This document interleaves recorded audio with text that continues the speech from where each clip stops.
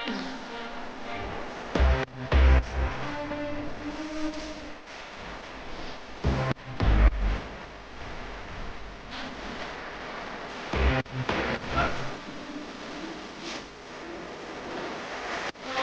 guess.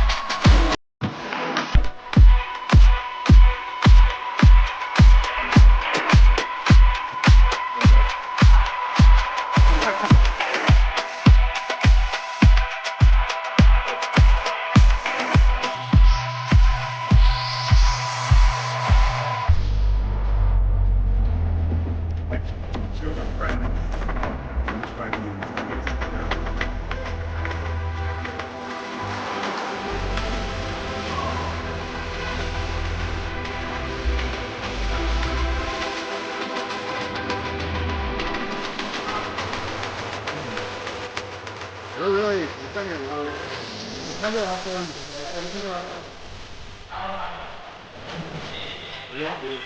I guess it's one.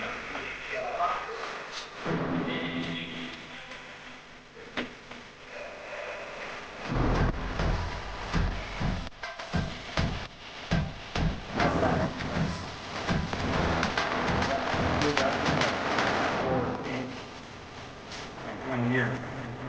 Like I'm not here. Like come on. Really quite fit.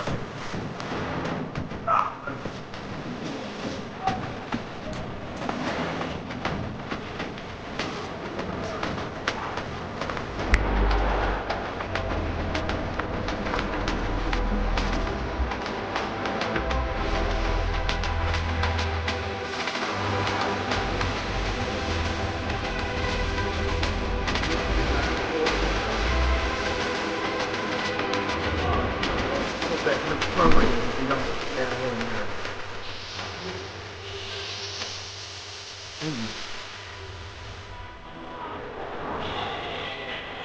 Yeah.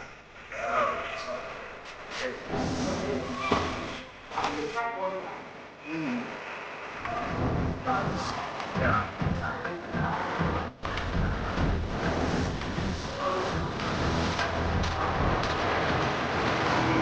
Yeah.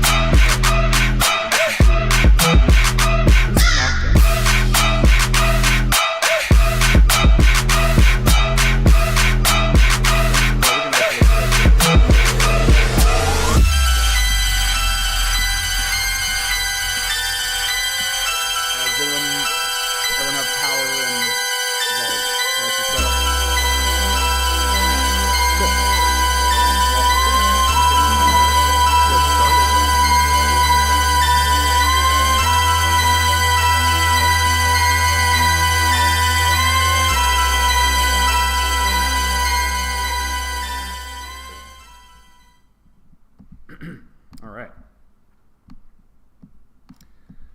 Well, welcome everyone to session 4 of EDM 101. Hope y'all had a great week and are enjoying the weather getting a little warmer. So last week we talked about adding a lead element to our track, vocal sample. Today we're going to push things a bit further in that direction. We're going to talk about melodies and harmonies. So we haven't really touched too much on like music theory. You know, last time the vocal sample used was just spoken, right? No real notes or anything, but doesn't exactly stick in your head, right? Like just some random hype vocal, not likely to really stick in your head. But you know, really nice melody that gets repeated a whole bunch throughout the song and like during the drop and acts as a hook, that'll stick in your head. So we're going to talk about now introduce enough music theory to kind of get us oriented for adding melodies and chords. If you do know music theory well already, this might be a little bit of a review, but hopefully there's, you know, once we integrate it into the production, I think that'll be helpful to see it in practice. But before we get into that, let's listen to some folks' homework submissions. We got one from Rob, one from Noah. Let's start with Noah's.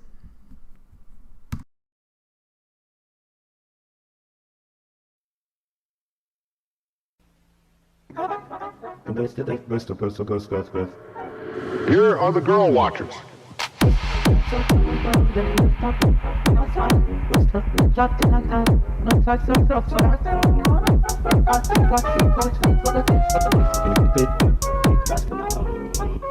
Those two blondes.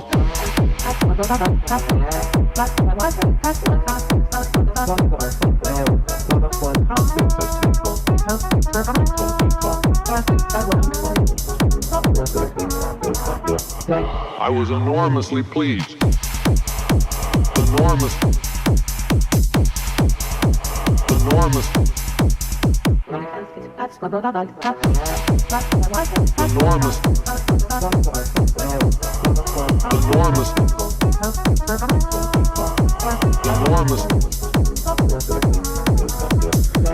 And here are some of the swingers.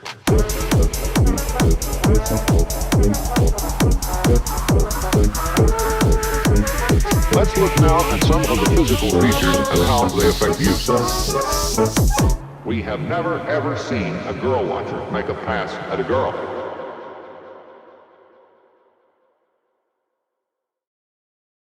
I think, yeah, that was fun. That was, It was so the clips are from this old documentary that was like, there was music in the intro and outro that I pulled out, background music obviously. Yep. But it's like an old film that I'm sure, like I think they play with time in the original film, and they like use reverse audio and stuff. And it's like an old movie that was edited on film and probably went back and forth between different film stocks, and so like the timing is like wonky as hell. Yeah. So I tried to like get it to match up. It mostly matches up. Yeah, I thought you had. I thought the timing of the music seemed to land at the appropriate rhythmic moments. There's some parts that it definitely slips, but tried to disguise it. Did you figure out what key the swing music was in? No, I did not. Okay, so I didn't add. I only added one note. Okay. The sub bass. Gotcha. Which was probably an F0 or whatever. I don't remember, but no, I didn't. I was gonna try and then add more stuff over it, but I figured there's probably enough going on. I shouldn't overdo it, but maybe next time. Yeah, I thought. Is there like anything in Ableton that would help you do the analysis for like where the key sample is in? It's tricky for this because it's like a lot of notes. It's like a whole song, so it's probably, you know, modulating through a few different chords. I would probably like pick a synth and hold down different notes until it sounds like it's So you in hear key. like the main note. Yeah. So like we're basically just matching pitch, and if you're like, okay, here's something, and then we'll see what harmonies go from there. Yeah, you can. There is a tool that lets you you can give it an audio clip and it will convert it to MIDI. So it does have some pitch detection algorithm in it that it can use. So that could be a good starting point. It gets more difficult with polyphonic audio, like you have a bunch of notes playing at once. But I think it's still capable of doing it to some extent. If you just had a clip of someone singing and you like convert it to MIDI, it could potentially get the actual notes. Yes, and that is actually a good way of, like if you don't play piano or other instruments, but a lot of us have sort of an intuitive sense of what notes sound good over tracks. So that, and we can talk a little bit about that when we get into the main lesson today, but that's definitely, possible with Ableton for sure. Let's see. I liked your. You had a really solid kick drum sample. That was like really punchy, and I liked all the like reverse reverb and the sort of like noise ambient sound you had going. That was giving it some good texture. Vocal samples were really well placed. Sounds like you picked a few different ones, but from the same film, like you said. So that created some nice consistency throughout. And you used heard you use the frequency shifter to make it more demonic. Definitely. Yeah, it's great. Love that thing. Yeah, and I think the like contrast between the sort of cheery upbeatness of the swing sample and the vocal itself against the like more imperious techno beat was fun. It's a weird mixture. That was really like I could hear probably need to add in a few more layers and such and make it longer, but I could hear someone dropping this in a set and it going off. The horns sound really cool. They really match the drums. Like they got contrast with the drums, but it's still like a fun, like a very pleasant ear work. Was that more like a separate sample? Well, so I knew I wanted to use this documentary to pull voice clips from, and I had totally forgotten that there was this awesome music at the beginning and the end. And when I was going through, I literally just dragged the entire movie file into Ableton and started going through it and cutting out random samples. And when I heard the intro, I was like, oh, I forgot about this. I think I have to use it. Like, yeah. And so it's a documentary. It's called Social Life in Small Urban Spaces. It's my favorite. You should all watch it. It's a study of plazas in New York City. Oh. It's amazing. And the documentary's from a book that's from a study. The book is incredible also.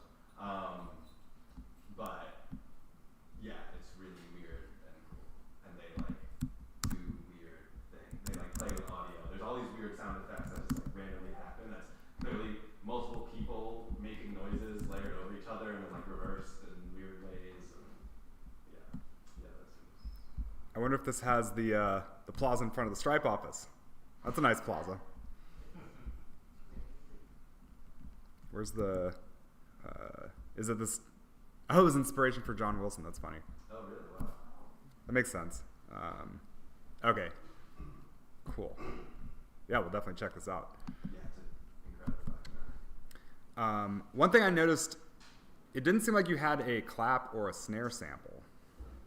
Was that intentional or just? I had a snare in originally. I took it. No, I did leave it in. Let me open it. There is. The snare's pretty quiet. Oh, okay.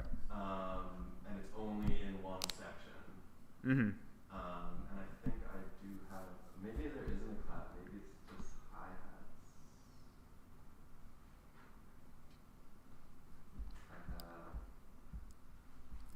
Yeah, I didn't notice. I definitely did not hear it in this latter half. So maybe if you had it over. It is. The snare is in the latter half.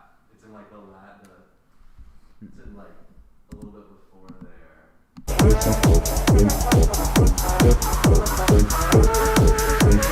Let's look now at some of the physical features and how they affect use. Okay, I know I did hear you did the clap with the with the reverb tail on it. I don't That's think I how have I any can. other claps than that. Okay. It's just hats. It's mainly hats and good. Yeah.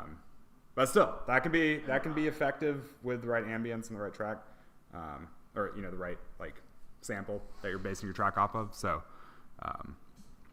but usually you would have one, but that's okay. But also, I'm trying to listen for the sub bass a little bit. We have never ever. Those two blondes. It's pretty quiet. Though it does also sound like you added the reverb tail on the kick. You did that? Okay, so you were probably working off of the tutorial then. Okay. Yeah, that was something I didn't get to, but one other feature of techno you hear a lot is you hear this like low frequency rumble kind of sound.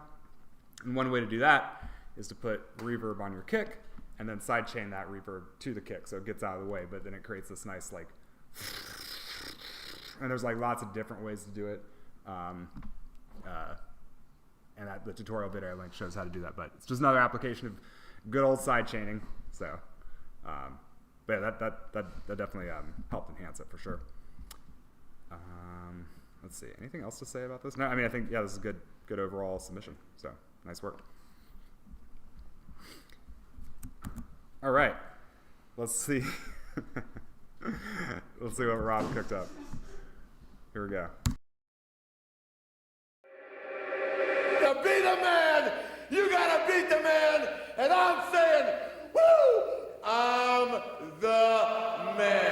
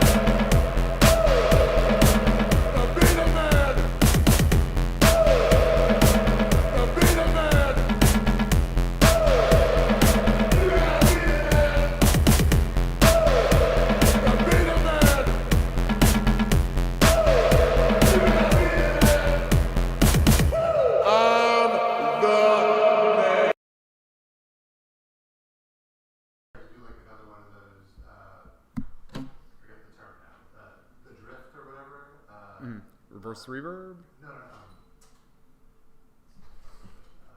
But like it did it on the thing, but when I exported it, it didn't, just like the extension of the echo. Oh, you didn't leave it enough. Sorry. The decay. Oh yeah. It didn't like export because it was like the end of the track, I guess. Yeah, if you only select to like a certain measure, it won't know to let it ring out longer for the decay. So usually what I would do is I would like have some kind of utility or something fading out the decay and then put that as the like actual end. Like, so just pick where I want the decay to end and then just, fade it out nicely there. But I was very, like with the sample, like the woo, I thought was like a really fun, like a crash. So I just combined it with the crash symbol. That was like the basis of the idea. Yeah, no, it's a great sample to work with. And yeah, and the square wave bass I thought was also really powerful and like kind of gritty and grimy. And then you had a really nice powerful snare come in later in the second half. I like that kind of energy build. You had the nice like sort of kick roll motif, and then you echoed that with the, I guess it was a woodblock or clave or cowbell, something. Yeah. Yeah. Is it all just the same noise 4 times, or was it? The cowbell is just the same sample.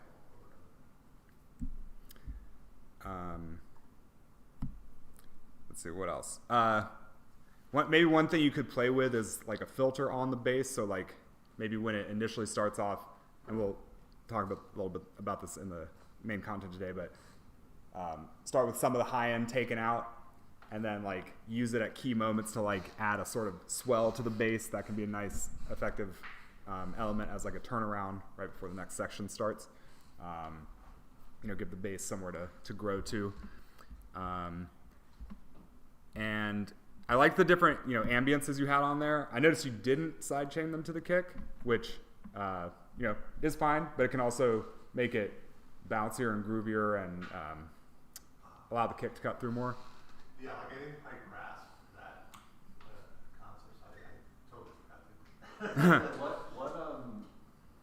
What's when we're thinking about like what to sidechain?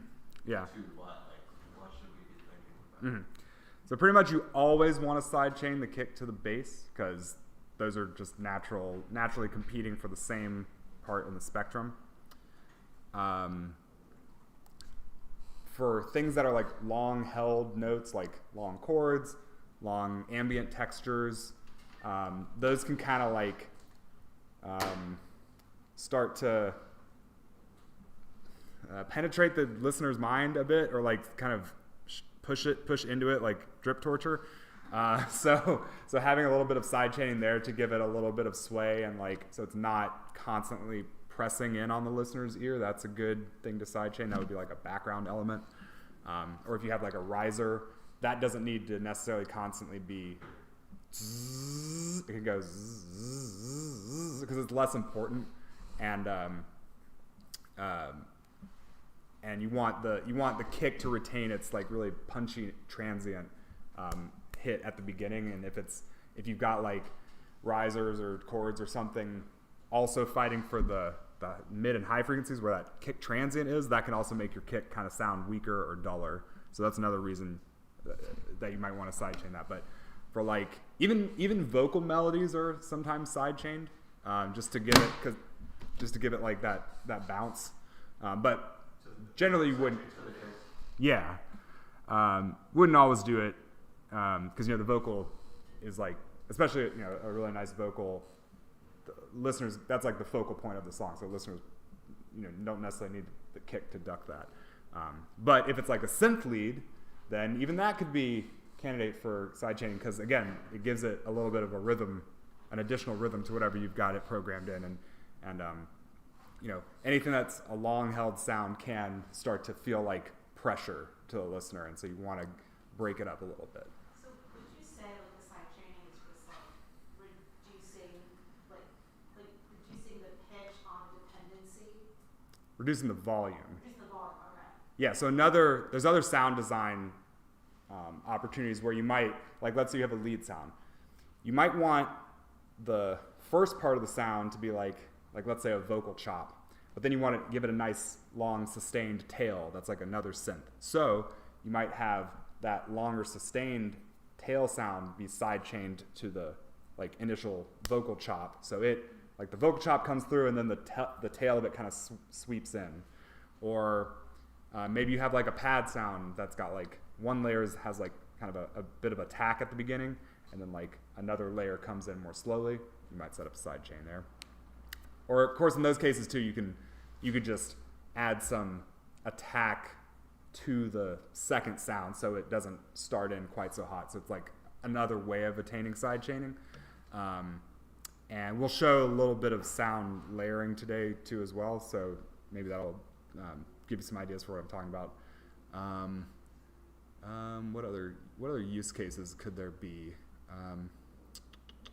Yeah, pretty much anytime you have like, well, now I'm just this is going to be abstract again, but yeah, anytime you have like two sounds that might compete for space, you want to pick the first one that's going to be more prominent, and then have the other one duck out of the way when that first one comes in. In this example today, we'll show sidechaining the snare as well, because we're going to do a dubstep example. What were you going to say, Rob? So just you were saying I should chain the vocals to the bass? So like right here. The man.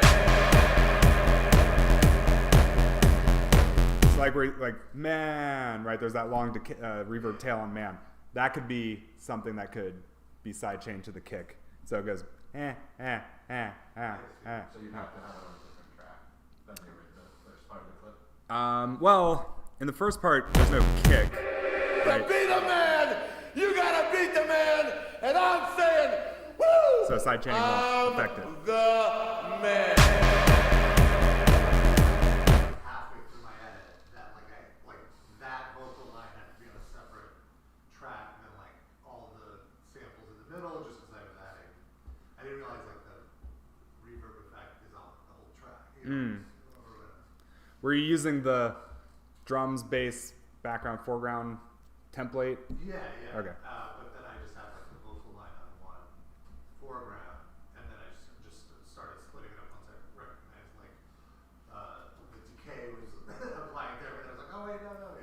Mm-hmm. So that was a learning experience for her to figure that out. Got it.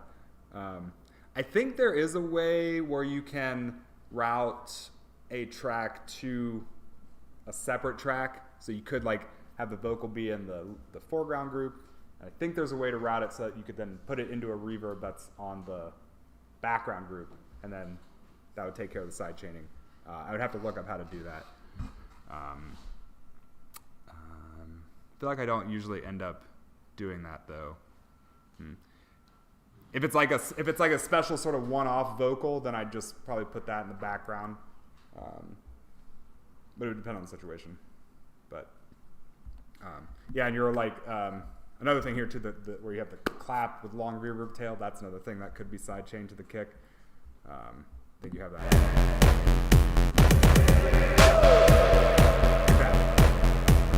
That could be bouncing a bit. And then later in the track too, with again another suggestion on the bass is you could like increase the speed of the bass. So it's right now it's going dun dun dun dun dun dun. Later in the track you could have it go da da da da da da da da da da da. That would like help push the energy up more for later in the track. That's an idea. So yeah, but in general, love the concept. Could see someone walking out to this track potentially. Let's see. Okay. Nice work. We have a couple. Oh, Reese. Oh, this must be Carlos. Are you on the live stream? Is anyone on the live stream? Guess not. That's okay. All right. No worries. Oh, I guess there's one person on. Okay. Whoever you are, hello. All right. I guess since Carlos isn't here. Oh, you're on the live stream. Oh, okay, great. Cool. Well, then let's listen to a couple of your tracks, and then we'll get into the main content for today. So, let's see. This one was for week 1. So, let's give this a listen.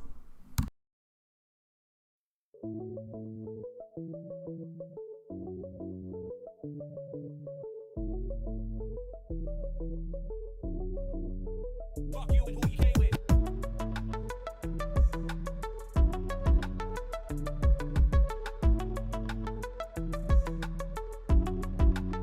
Fuck came with.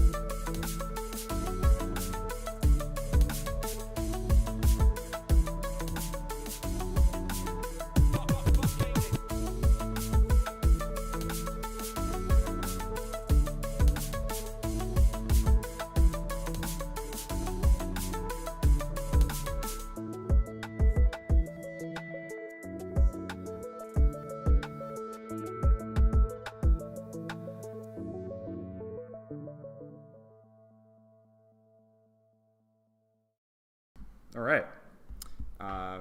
Nice collection of elements there. I love the general like vibe you had. It's kind of like, calm, chill. But then you have like some moments of like high intensity, like when you have the record scratch sound come in. And of course the main vocal hook you came with. I think for me, this track is basically just crying out for a vocal or, a rap or, some other kind of lead element here. I think you got the basic like textural elements down. And it's a nice like harmonic context. I feel like your elements were well balanced. The volume is kind of low though. I definitely had to crank it on these speakers. So I'm wondering if you're normalizing the audio when you export it. That could be something to check in on, just so it's nice and loud. And then one small optimization you can make. You have this like ride kind of cymbal kind of going. If you make every other note a little bit quieter, that'll kind of help it have a little bit more dynamics and feel less of that like pressure I was talking about, where you feel it just kind of like hitting you with the same energy over and over again. So like you can get more of a groove if you make every other note a little bit quieter or a little bit shorter. That's another option. Something we can do when we're editing tracks or editing digital audio. We have a lot of control over that.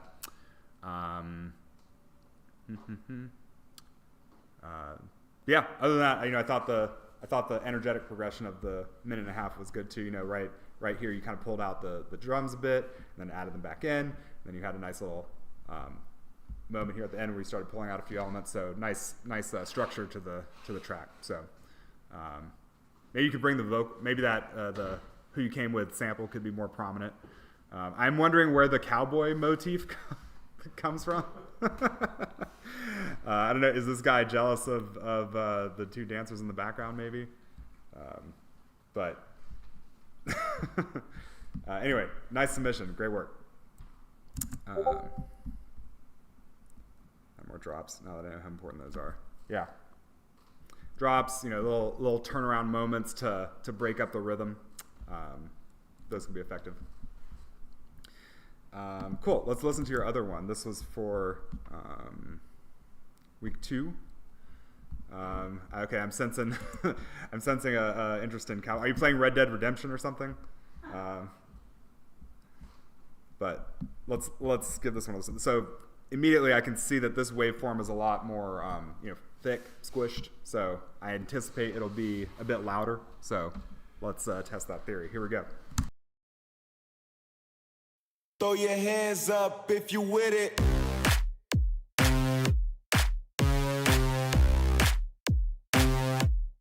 If you with it.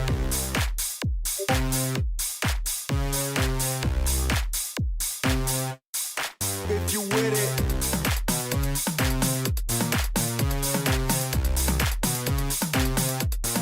If you with it.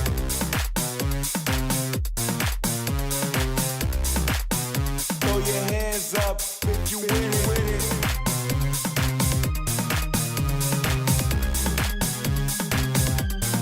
If you with it.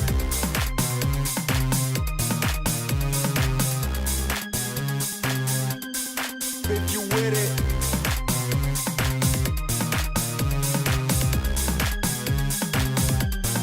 If you with it.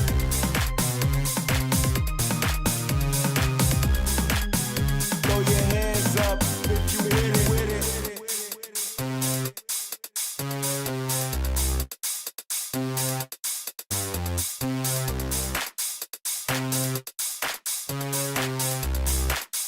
Throw your hands up if you with it.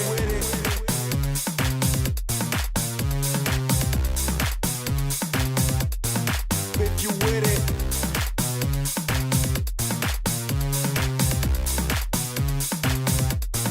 If you with it.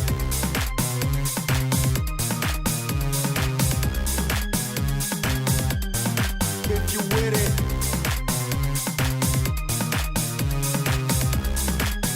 Throw your hands up if you with it.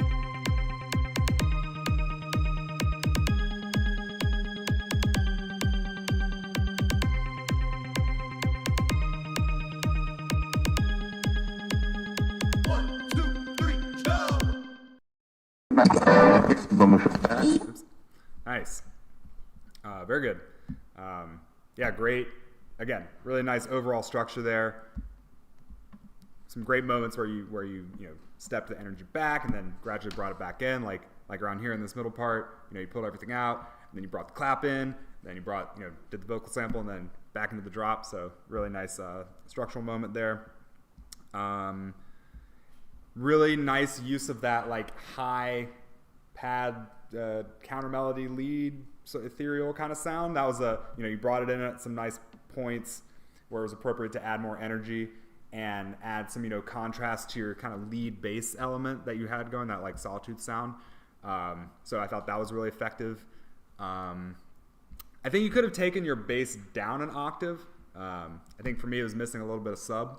So maybe just try seeing what it would sound like if you had dropped it down an octave. I think you had some room down there to go. That would just make the bass hit us even more in our guts, and serve the purpose that bass is meant to serve, which is to like give us that low rumble and low tactile sensation. Maybe could have played more with the tom sound you had going. So I feel like you had the toms and the hi-hats going at full energy a lot of the time. Maybe you could have played a little bit more of the dynamics there, or like strategically adding them and removing them at certain points. And then, I liked how you use little slices of the vocal. Like halfway through you put, let's say it's like throw your hands up if you with it. You just use the if you with it part for some turnarounds here, especially in the latter half of the section. That was effective. Then you could take that even further, add in some choppier versions of it. Like if you with it, that sort of thing. Add a little bit more detail. That could be nice. And then, real good conclusion at the end, with the 1, 2, 3, really nice way to bring it to conclusion. So, and yeah, this one was definitely like at a more appropriate overall volume. So whatever, issue you had with the previous track, you resolved it. So, and also the main like bass lead melody, had some interesting note choices in it, right? It wasn't just purely diatonic. It had like a couple of, more wonkier notes in there, but that, still were super effective.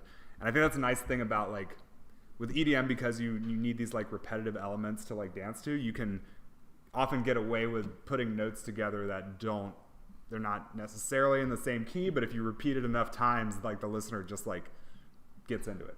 So, even though today we're going to be talking mostly about like diatonic harmony, when your only melodic element is the bass, that gives you a lot of freedom to just play all sorts of like random notes. The modern classical musicians of the mid 20th century really freed us from any sort of tyranny or restrictions there. So we should use that freedom. So nice work. Let's see.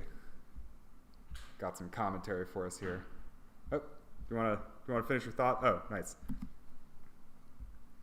Reverse reverb on the vocals, yeah. Another cool thing you could do on the bass would be to add a tremolo effect, so it goes like that could be a nice way to kind of like take the energy up a notch, like later in the track, make it stutter and chop. I'll show how to do that. But yeah, really nice track. A random question.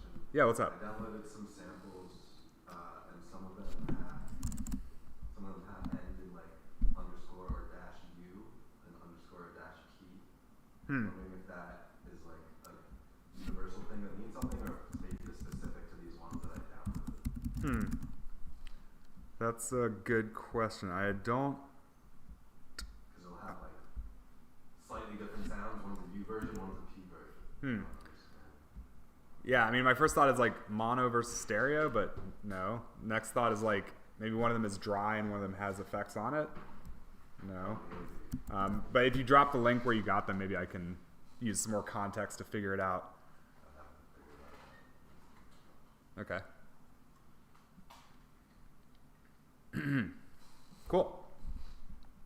All right, well, if there's I'll just check one more time to see if anyone sent me any last minute. Okay. And yeah, so let's get into the main content for today. So we're going to load up Ableton. Actually, to start, we're not going to look at Ableton, but we're going to get into it in a second. So like I said, with our techno track, we didn't really do any kind of like, there's no chord progression, there's no melody or anything. So today we're going to talk more about that. And with melodies, just by themselves in a vacuum, they don't necessarily do a whole lot, right? Like, you need a harmonic context that they live in, and that kind of gives them, it gives them sort of a background to contrast against. And furthermore, like the chords you choose can drastically change how a given melody comes across. Your melody, in fact, can just be like one note, but if you have like some interesting chords changing under it, it can still sound really like emotionally resonant. And there's certain kind of tones we can really only get by using chord progressions and melodies. A lot of times people will call this like color, as opposed to drums, which are more like black and white. So today we're going to talk about adding color into our track. So for this, we'll start with the chord progression. And how do we even know what chords to choose, right? Like, what is a chord? It's two or more notes played at the same time, and the interactions of the different harmonics in those notes creates rich, interesting textures. So again, how do we know what chords to choose? Well, one really simple diagram we can use for this is called the circle of fifths. So what is a circle of fifths? So this is, as you can see from Google image search, there's a lot of different presentations of this data. I like this one because it's dead simple. If you recall, the full spectrum of audio, from 20 hertz to 20,000 hertz, that's like the human range of hearing. In Western music, those are divided into octaves. So what's an octave? An octave is, it's an interval between two notes where the upper note in the octave is twice the frequency of the lower note in that octave. So pianos for classical music are typically tuned so that the middle A, for instance, is at 440 hertz. So if you go up one octave, you get to the next A, and that's at 880 hertz. 2 times 440, 880. If you go up another octave, you get to 1760 hertz. That's also an A. So again, every time you double the frequency, you get back to the same note in Western music. And then we divide those octaves into 12 notes, which are all half step apart. And if you play all those notes one after the next, you have what's called the chromatic scale. So that's like every note in an octave in standard Western music. Okay. But generally, for a given song, not all of those notes are as important as others. A lot of songs don't even use all 12 notes in their song. So usually, the most common scales that one would use for Western music are what's called the major and minor scales. And then what is a scale? A scale is just a subset of those 12 notes. So, and for the major and minor scales, those are 7 notes. Okay. So, let's look at this wheel. So, usually the notes would go, A sharp, B, C, C sharp, D. But the circle of fifths arranges those 12 notes so that each one goes up by a fifth if you go clockwise and down by a fifth if you go counterclockwise. But why are fifths so special? Well, if we take C and G as an example, so like the C major scale and the G major scale have all of the same notes in them except for one, F sharp in this case. So this means that they're closely related in a harmonic sense. If you modulated your song from C major to G major, the listener, that would not sound really exotic or like you're going on a far-flung journey into exotic harmonic context, right? They're very closely related, and so it's easy to go between those two keys. Similarly, C to F, those scales all share all the same notes except for one, in this case, B flat. Okay. So that means, if we look at any wedge here, any wedge of 6 chords, top and bottom, all of these 6 chords are in the key of C major. So if your song's in C major, you can play C, F, G, D minor, A minor, E minor. Any of those 6 chords will sound good for your song. We're not talking about like exotic jazz chords or chord substitutions or anything like that. Just like meat and potatoes basics. If you choose one of these 6 chords for your song in C major, you're in safe territory. I'll also point out that here we have A minor underneath. The minor key that's underneath the major key these all share the exact same notes. So C major and A minor scales both have the exact same notes. The only difference is which note you start on, either C or A. So A minor is what's called the relative minor of C, and C is what's called the relative major of A minor. So all it is to say is you wouldn't necessarily know if a song was in C major versus A minor unless you have like the chords and the melody that strongly conclude at one of those chords. Okay. So here all you need to remember is that you just pick, whatever key your song's in. Let's say it's in G minor. If you pick any of the, 6 chords that are in the wedge that are centered around G minor, you're good to go. Those will be safe. You can even start and the further you go beyond the wedge, the more exotic and distant your chord changes will sound. Actually playing a C major chord in a G minor song wouldn't actually sound that bad. It has its own flavor to it. As you go further afield, you have to kind of know a little bit more what you're doing. But if you take nothing else from this, just know that pick a key for your song, and then pick any of the 6 chords in the wedge centered around that song. And that's why the circle of fifths is so helpful. I have a question. Go ahead. So the scales, at least mostly, have 7 notes. Mm-hmm. And so these are chunks of 6. So is it the 7th note that then determines which? Is it a Lydian? Is it a minor? So very astute of you. There is a 7th chord. It's called the diminished chord. It's not presented on this chart for simplicity. There's another one. There's another variation of this that does show the oh, here we go. So here, you have B diminished. Definitely feel free to experiment with that chord. It sounds kind of like demonic and devilish and Halloween-esque. Oftentimes you can just use the 5th of the scale instead. Yeah. Is there any other commentary you wanted to add on the circle of fifths or the diminished chords? Because you have some experience. Just generally, actually, if you go back to the symbol diagram, that was helpful. Yeah. So just basically right, like any major chord, it's that happy sound, right? And it's happy because it's 7, but a major chord always is full step, half step, full step, half step. Whereas if you're a minor chord, you're full step, full step, full step, full step, full step, and then you flat you just put the 3rd, then you flat the 7th, right?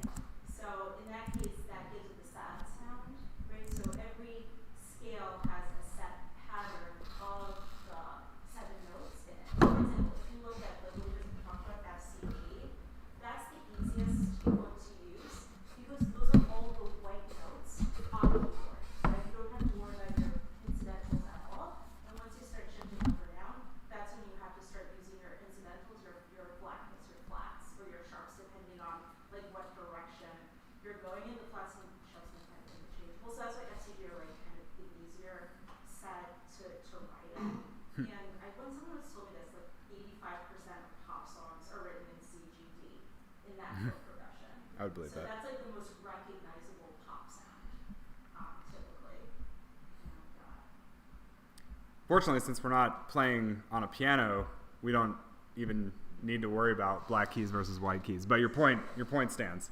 It's just that's a visual cue if you're thinking about it. That's probably why they're at the top here, is because C is the all white keys. Yeah, the way you think about the relative minor is always 3 notes down if you were to play a scale. And if you go, if you go clockwise, you're going up fifths. If you're going counterclockwise, you're going down fourths. Mm-hmm. It's also a key distinction between bass instruments versus more soprano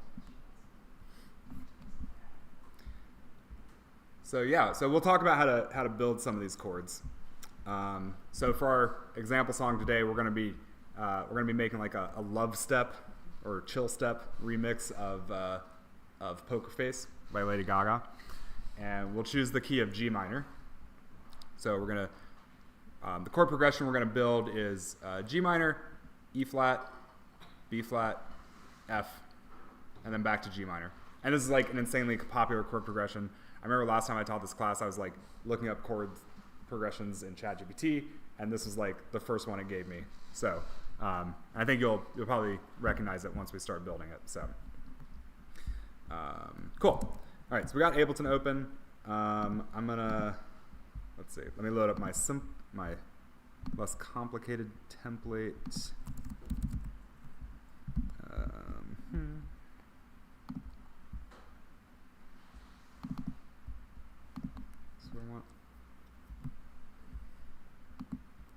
Cool. All right.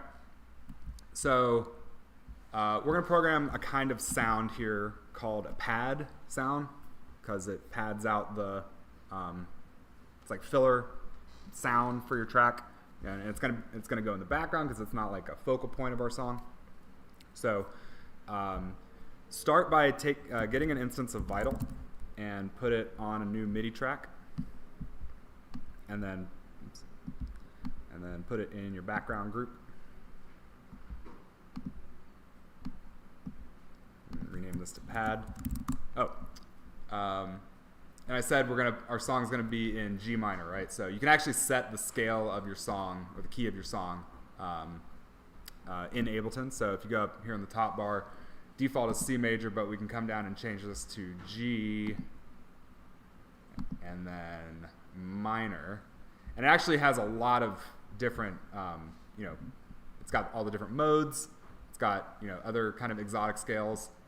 Definitely feel free to explore those. I'm a big fan of the harmonic minor scale, for instance, but we'll just use good old G minor here.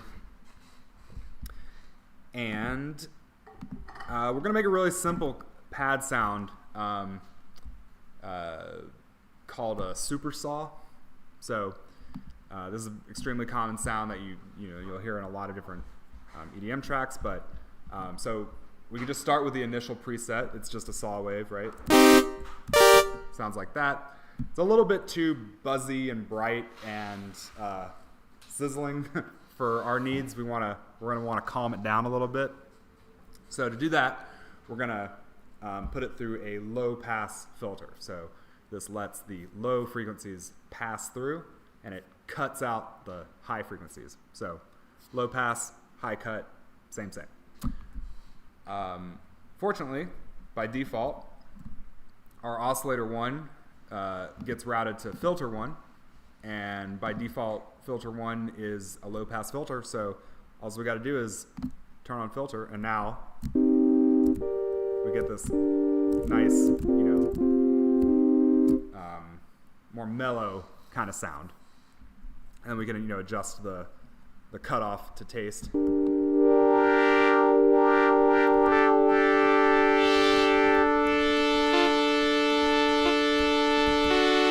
There we go. Anyway. And then, also because this is a background sound, I don't want this resonant peak here, right? That's what's giving it kind of that nasally edge, that wow, wow, wow, wow kind of sound. So I want to... So you just flip that button on.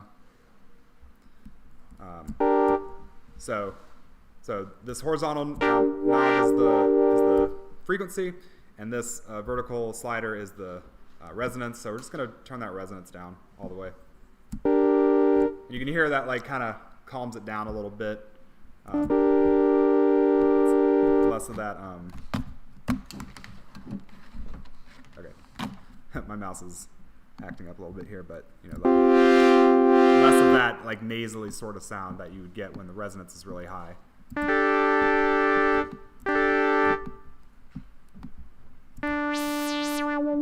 Kind of sounds cool, wet, juicy, but we just really want a nice calm sound. Okay, so we got that. And then one other thing we're going to do here is we're going to add what's called unison onto our synth. So unison is a very common feature found on synths. It basically adds additional copies of the oscillator, and it offsets the pitch slightly, so you get this lush, chorusy, watery kind of sound. So if you click on this 1V here, one voice, we can turn that up to let's say 7. now we get this really lush, rich, detuned kind of sound. Probably a little more intense than we want. So we can turn down the detune percentage so we can tighten it up a little bit.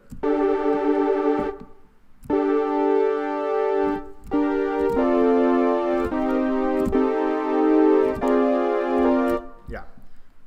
Obviously, if you push it in the other direction, you create some really crazy siren-y sort of sounds,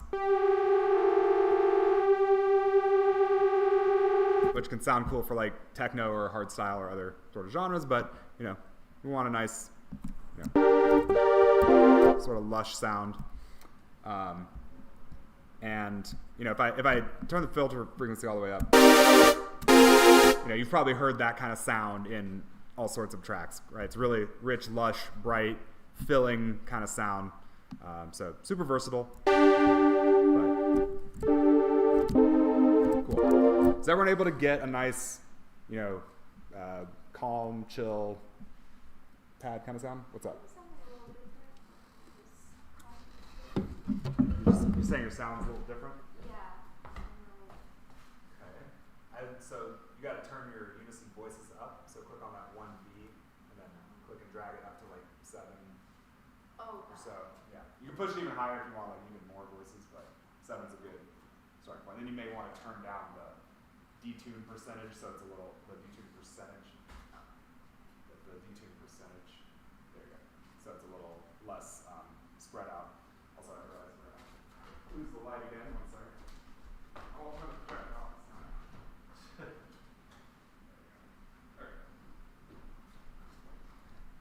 There you go. Oh, what's up? Just a question. I feel like there's like this vibrato quality. It's not just so much fun, but just like, how would you adjust that vibrato quality in the note? Like which, I like parameter? guess I think it's probably the unison detune that. This is the detune, is this? Yeah, that percentage. Is that what it is? Like when you turn it up, does that quality increase?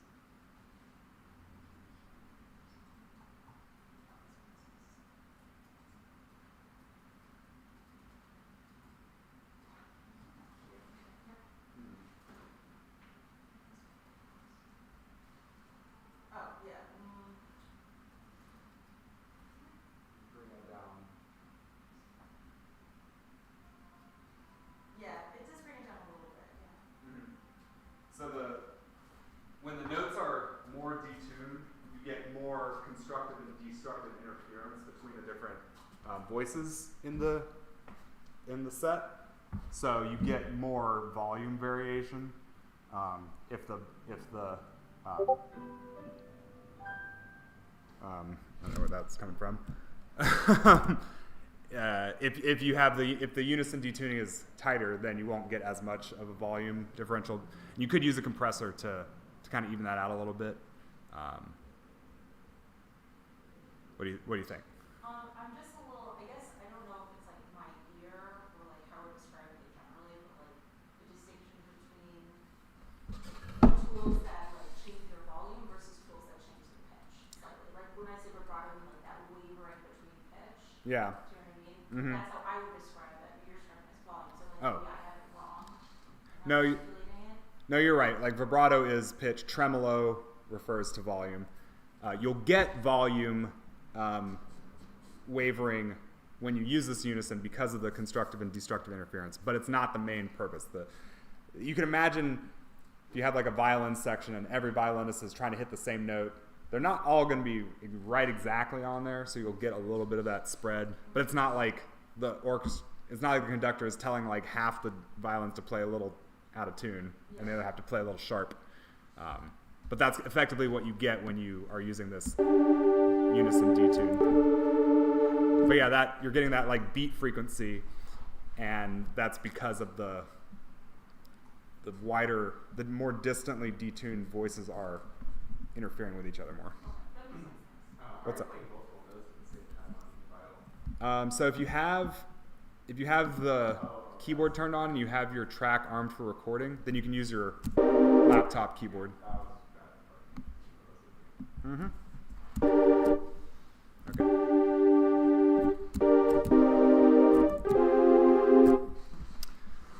Cool. All right, so let's program some chords so we don't have to keep playing them in Vital. So we can start. Let's start at measure 9, and we'll make this. Let's see. We'll make it like a 4-measure chord progression. So select 4 measures of time. 9 through 12, let's say. Control-Shift-M to create a new empty MIDI clip. And then this highlight scale button is nice because everything that's in purple is in the scale that we set up earlier in G minor. You can even click this scale button and it will completely remove all notes that are not in the scale, so you are incapable of playing outside of it. But for pedagogical purposes, I want to turn that off for now. All right, so how do we build these chords? So we're going G minor, E flat, B flat, F. So let's start with a G minor chord. Let's see, do I want it that high? I want, yeah. So let's start with let's put our grid on whole notes, so 1 bar, because each of our chords is going to last 1 measure. All right, so first note to start with is in the name of the chord. So G minor, we'll start with a G. Easy enough. I'll zoom in here. And then let's add the fifth above. So you can, with your G selected, you can copy it. And then you're going to hit the up arrow key 7 times. So 1, 2, 3, 4, 5, 6, 7. Cool. So we've got a D. And then you can paste your G back into place. So the nice thing about perfect fifths is that they're all 7 half steps apart, right? If it's a minor chord, major chord, doesn't matter. The fifth is always a half step, 7 half steps up. So when I typed in that first note, a little magnifying glass icon appears if you put it on the left side, and then I just double-clicked. So if you hover your cursor here in this gray gutter next to the piano keys, it turns into a magnifying glass, and then you can double-click, and it will zoom in on the note that you typed in. Is it doing it for you? Are you seeing the magnifying glass? All right, cool. All right, so type in your G, Control-C to copy, go up 7 half steps, 1, 2, 3, 4, 5, 6, 7, and then paste. And we get a fifth. Sounds like that. Like a power chord, like when you're playing guitar. And then first chord's G minor, so we want to add a minor third. So for that one, we're going to go up 3 half steps. So we still have our G selected and copied, so we can go 1, 2, 3. It's B flat, and then we paste our G back into place. And so now we have this nice minor triad. Yeah, so in a minor scale, well, minor or major scale, the 5th degree of the scale is always 7 half steps up. So that's just a fact of nature. And then the minor third is always any minor third is always 3 half steps away. Every major third is 4 half steps away. Fact of nature. If you turn on the scale, or if you click the scale button and get rid of all the non-scale notes, you can kind of see how it's, you start with one note, you skip the next note in the scale, then you add the third, skip the next note in the scale, and you add the fifth. So this could be a simpler view. And if I can move this chord shape around, and I can get to any triad in the scale. Right. So we want to. Yeah, 3. I think technically 2 notes played at the same time is an interval. 3 or more notes is a chord. Then you also have things like cluster chords, which are if you play notes that are like right next to each other. They can kind of sound cool. If you want to get jazzy, you can add like the 7th. And you can really just keep adding. You just keep skipping every other note. You get more complex chords. But for simplicity, we'll just keep it with these 3. Oh, wait, except I need a G minor chord, and that was down here. All right. Cool. Was everyone able to build a G minor chord? Great. Okay. So let's go to our next chord. That's an E flat. So pencil tool. So find our E flat. Here it is. Copy that. Wait, where are you getting the E flat from on the scale? Oh, right. So, over yeah. there. Sorry. I was looking at you. My bad. All good. Yeah. So just in this chord progression, it's G minor, E flat, B flat, F. So E flat's our next chord. So start with the name of the chord, E flat. Copy it. 1, 2, 3, 4, 5, 6, 7. So that's the fifth. And then now for a major chord, the third, the major third is 4 half steps up. So 1, 2, 3, 4.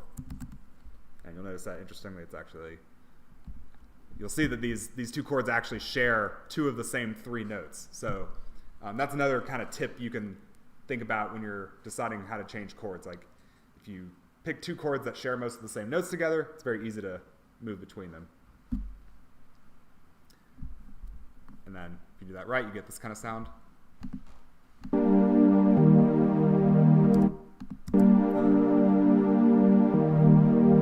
Cool. Oh, sorry. I forgot. We're making dubstep. So we want our tempo to be 140. Typical dubstep tempo. Is everyone able to get the E flat chord? So you typically just pick three notes when you try to do Yeah, that's like the simplest, because what you want is that the third is really what gives it its character between major or minor. Like if I take out the thirds, I get this. You can imagine this being played on a guitar with like a lot of distortion, and in that case, you don't want the third because it just adds too much harmonic interference. You'd usually fill in that color with another higher pitched instrument. But here,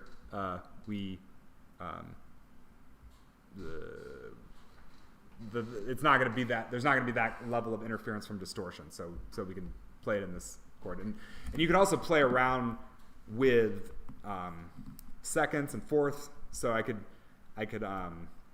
in the second chord, I could, instead of going right to the third, I could play. Let's see. How do I want to? No, I wouldn't really do that. Well, I could do it like this. I don't. Trying to answer your question. No, I get it. Okay. This is just like the simplest construction of 3 notes that gives the kind of color that we're looking for. And sometimes the third is just implied because there's so many other notes that you're playing that the ear hears it already as like a major minor chord effectively. That's kind of what's going on with the guitar example, but. Could you explain quickly why you did G minor and then you did E flat on the circle? Yeah, so I'm picking chords in this wedge, right? So you could pick any, like you could have picked the C minor too. Yeah, I could have gone from G minor to C minor, Okay. but I want there's a certain like flavor that this particular chord progression gives, and it also happens to fit well with the notes of Poker Face. So like if you chose C minor, would you also have had the 2 notes aligned as well? If I did this in C minor, So if you went from G minor to C minor instead of G minor to E flat, yeah. would you have 2 of the chords aligned as well? Oh no, like a C minor chord would look like this. So they only share 1 note in common, this G. Oh. It's because that makes them like relative to each other. Like they're close, like there's a difference between like being a relative and then being just adjacent. I see. I think the best way to get any scale is like effectively just a harmonic pattern, right? So any combination of those creates a harmonic pattern. It's like which harmonic pattern are you landing on in that particular set of notes? Yeah. But I think this particular chord progression is really popular because of the smooth voice leading, which we'll get into in a second once we program the rest of these chords. So we got an E flat, so now our next chord is going to be a B flat major. So let's all build one of those. So we got B flat, add the fifth, 1, 2, 3, 4, 5, 6, 7, and then add the major third. So 1, 2, 3, 4. Get this sound. Okay. And you know, if we want, we could just copy this whole. You know, we know the next chord is F major, so we could just copy all of this B flat chord and move it down until we get to F. That's another way to do that. So if you did all that, then you'll get this kind of sound overall.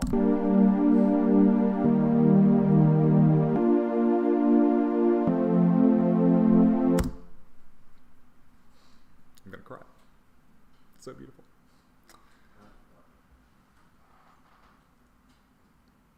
Could we go back to the circle? Mm-hmm. Yep. Oops. Sorry. Yep. You started with the G minor, Mm-hmm. and then you went E, and then you went E Flat. flat, Mm-hmm. and then you went G flat. Yep. And then you went what was it? F. Yep. So, okay, so like anything within like one connection is a bit, basically?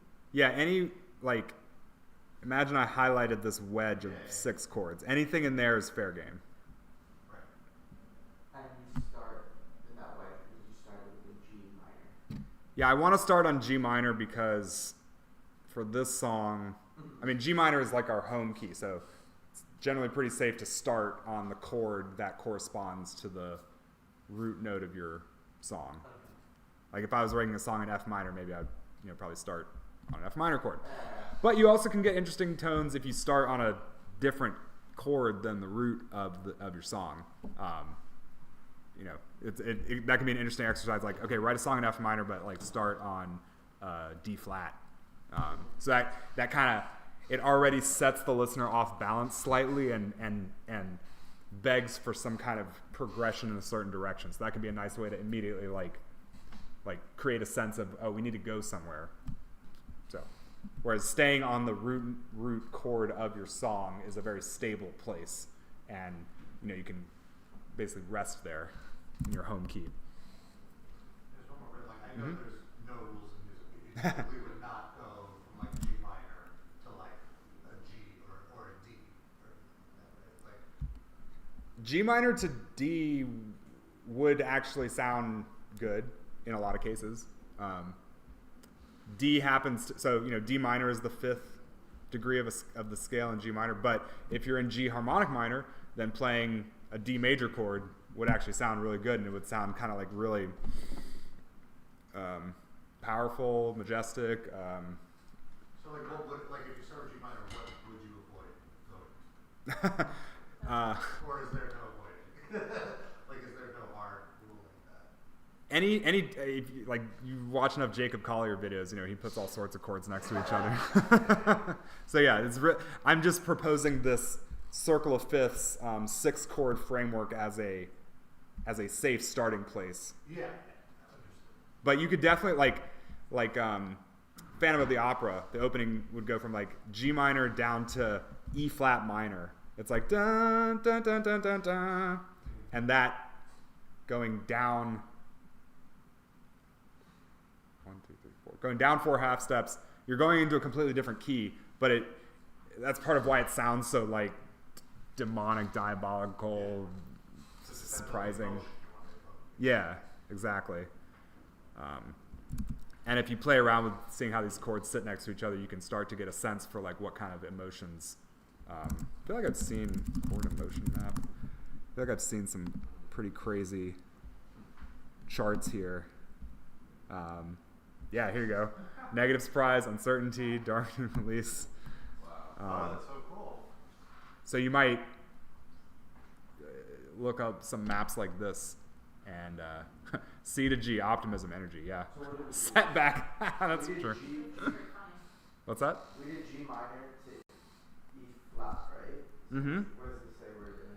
Let's see, if we were consulting this, let's see, where's the same? I think this is in C. So in our case, this would be like going from A minor to F. So redemption, support.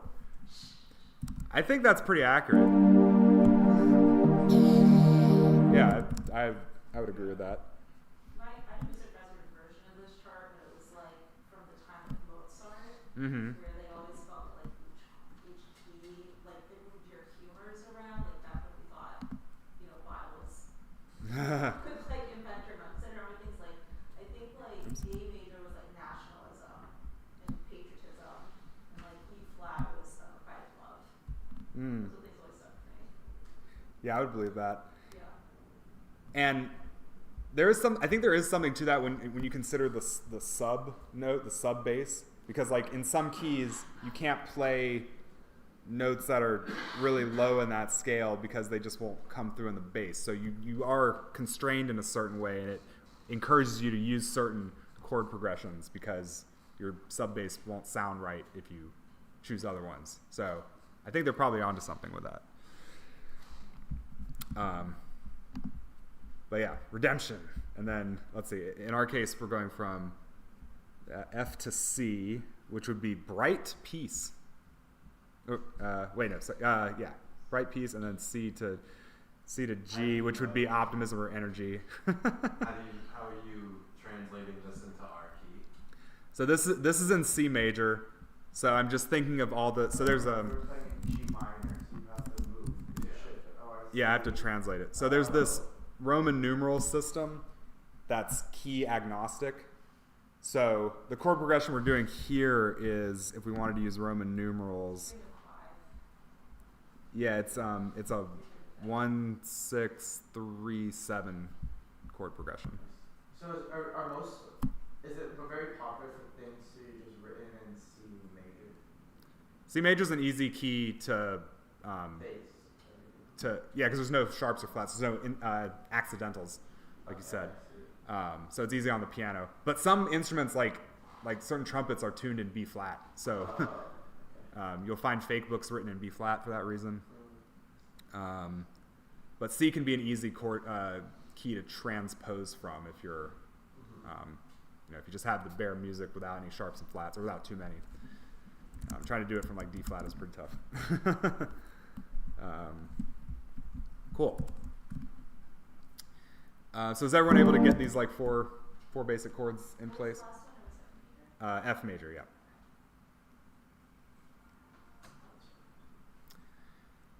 yeah. So one thing you might notice is that like these chords are kind of jumpy. They kind of jump around, right? It's like dun dun dun dun.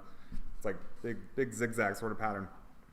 And for our background kind of pad sounds, we don't necessarily want them to be drawing attention in that way. We'd like them to be a little bit more, smooth and mellow and in the background. So we can do what's called voice leading, or we're gonna put a couple of these chords in different inversions. So it's the same set of notes, just in a different order, and that's going to allow us to keep the chords more compact as we go along. So we'll look at these outliers. Like this E flat down here is pretty far out of pocket. So we're going to select that, hold down Shift, and hit the up arrow key to bring it up an octave. And then similarly, we're going to select this F up here, and we're going to hold Shift and move it down an octave. And it doesn't matter that we change the bass notes here, because we're going to have another sound, and we're going to have a bass sound that will fill that in and keep the chord progression the same. But having moved just these two notes around, now we'll get this nice sort of counter melody. Our chords will be more closely grouped together. That also helps with mixing, because we can be more aggressive with the EQ. We can cut the highs and lows more aggressively, and so this little sound will sit better in the mix. So if you do that, you get this sound.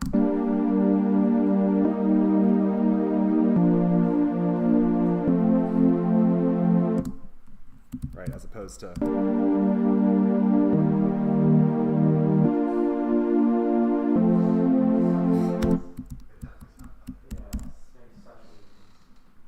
Yeah. Cool.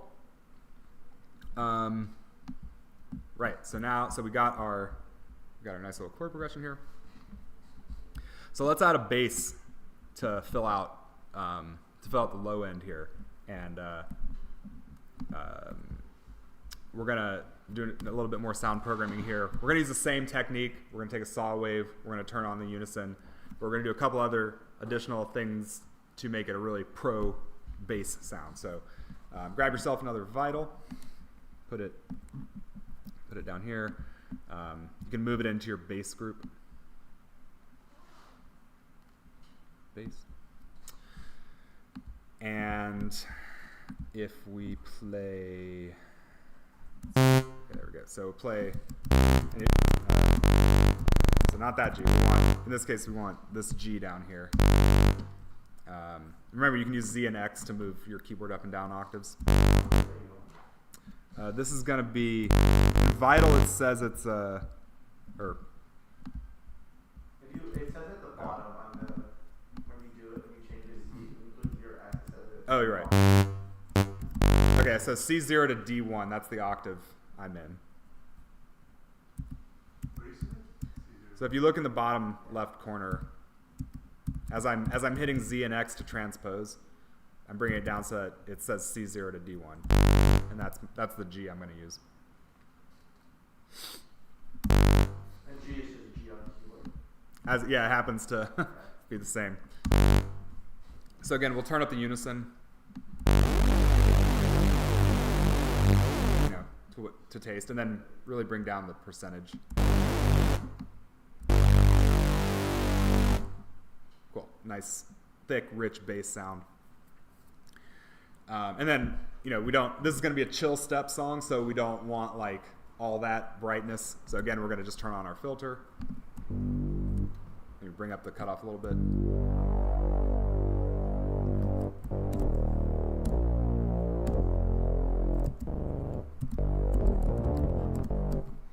And then, Mine is a little more high pitched. are you in the correct octave here? So sorry, it's a little cut off here, but if I'm pressing Z and X to move my keyboard up and down, then it says, you want it to say your current octave is C0 to D1. Oh, I see. And then if you, yeah. It's the C1 to Okay, so go down one more octave. So C0, so which should it be? It should say C0, it should say your current octave is C0 to D1.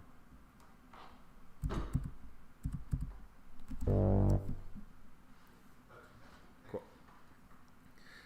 All right, and then we turn on our low pass filter, probably take the resonance down again. Well, we can leave it here for now. Okay, but so one thing we want to do here to make our bass, our Reese bass, really pro is if you click this little pencil tool under the saw wave, so we can see all of the component frequencies that make up this saw wave. And I mentioned Fourier transforms in our last session. So when we turn on the unison, we're making a bunch of copies of the saw wave, and this means that we're also making a copy of the fundamental, the lowest sine wave making up our overall sound.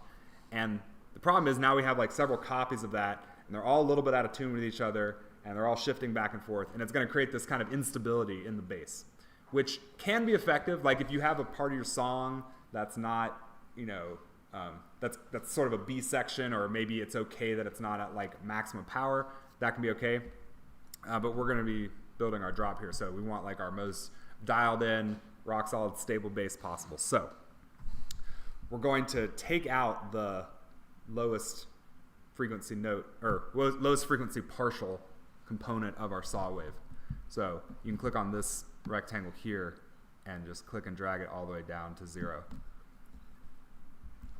And now you hear that like there's much less bass in our sound now. Like when I had it up, there's that weight to it. But now taking it out, and it gets rid of that. Okay. So having done that, we're going to add it back. I accidentally got rid of everything there. I'm gonna bring it back. Okay. I don't know if you can undo, but it's pretty easy to just initialize the preset, unison, filter.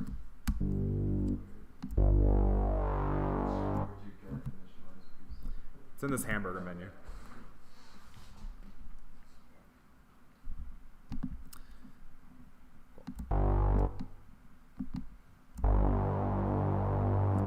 All right, so we take out our fundamental here.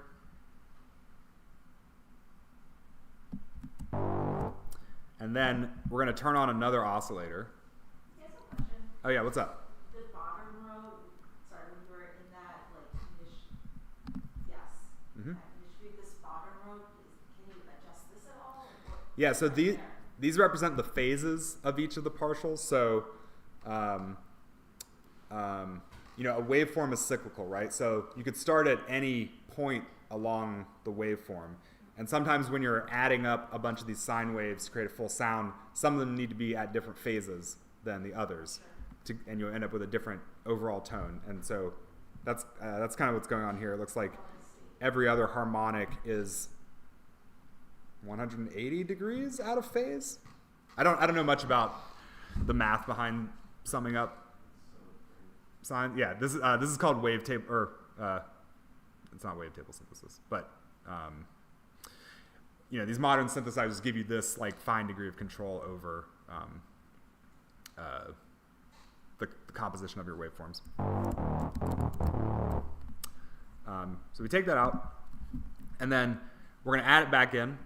So you can turn on oscillator 2 here. And we don't want to add a saw. We just want that one fundamental frequency back. So if you click on init here, you can select factory, and there's one called basic shapes. And so the default one there is the sine wave. And now that I added it back in, you can hear that weight is in there again. So if I turn it off, turn it back on, it's got that weight. They're just playing two frequencies on top of each other. Yeah, I've got oscillator 2 is doing exactly one frequency, the fundamental, the lowest note, and then the saw is the oscillator 1 is every other frequency in the saw. But because I have this second oscillator with no unison on it, I don't have the sort of like wavy instability that the unison can create, because I want the foundation of my song to be really stable and rock solid. And I know I think I mentioned this way at the end of last session, but we also want to turn the phase randomization down to 0 for our sine wave. That way it's always starting at the same point in the oscillator every time we play it, which again adds to the stability. So if you look at the phase section, just bring that 100% knob down to 0.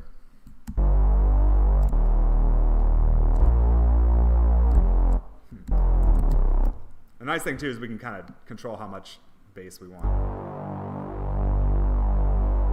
Seems like a good amount. I'm going to take a little bit of this resonance off. Actually visualize the phase randomization on the top right. Oh yeah. If you look up, yeah. Turn the up, you see it gets all random. Yeah, you can, it's hard to, yeah, very good eye, but you can kind of see the big waveform that is the low frequency sine. And also you can see, if you just look at the little peaks, you can see that's where all the interference between the different saw oscillators is taking it up and down. So I wish you could make this bigger. Oh, cool, you can switch it between EQ mode, or how did I do that? Oh, okay. Yeah, so you can see, so now you can see how this fundamental here, it's just rock solid, not going anywhere. Everything else is like going up and down. So if you turn off one, then you can see how it changes. Yeah, if I turn that back on. Yeah, now you can see how the fundamental is all wibbly wobbly. I'm not getting any visualization of that chord. None at all. Yeah, what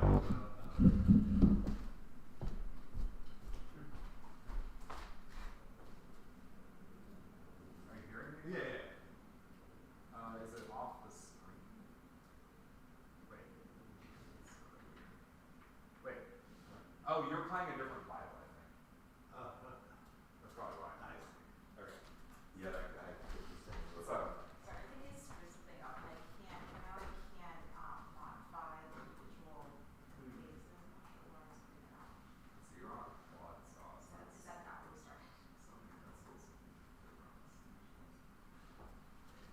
I really want it. Okay. Now you should go with it.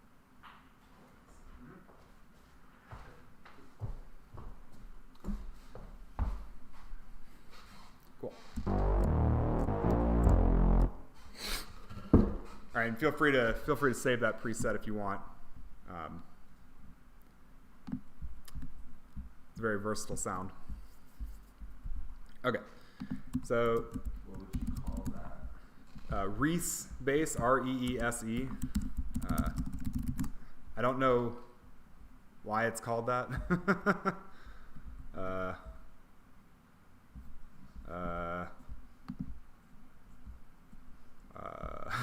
Why is it called a Reese bass?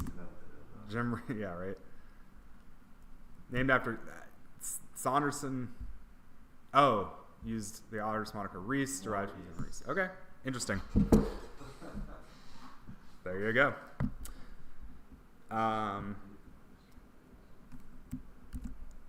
Cool. So let's add some bass notes to go with our chords. So again, we'll add 4-measure MIDI clip, 9 through 12, and for the bass, no inversions here. We can just use the names of the chords as our notes. So G minor, E flat, B flat, F. So G, E flat, B flat, F. So G, and then E flat, B flat, F. Yeah, same amount of time for each. As Is there a way to like? Is there a shortcut to just jump to like the G0 as opposed to just like searching for it? Well, if you're playing on the keyboard, you can see that the note that you're playing highlights in red. So when I had this like, let's see, how did I?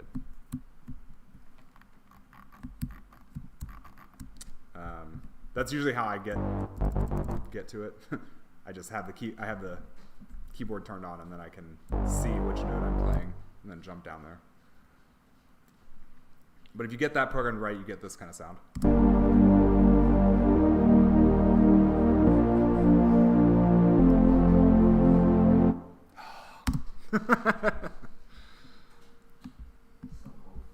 Right? Redemption.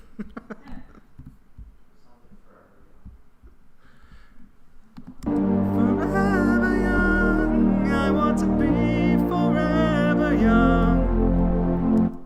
Yeah, might be the same chord progression. I think it's a different one, but again, you can take the same melody played over different chords, and you get completely different emotional reaction and response. It could also be the same progression in a different key, right? Same progression, different key, yeah. Could sound darker or brighter. It's also a 1-5-6 chord progression. Is Forever Young? Mm-hmm. Okay. It starts in C though, so it's C, G, A minor, F. C, G, A minor. Oh, okay, yeah, so they just start on a different. Yeah. Wow, okay, there you go. Yeah. So it's all circles, baby. 1-5-6 chord. It's the it's like the order. It's like the order of the scales that we're playing. The corresponding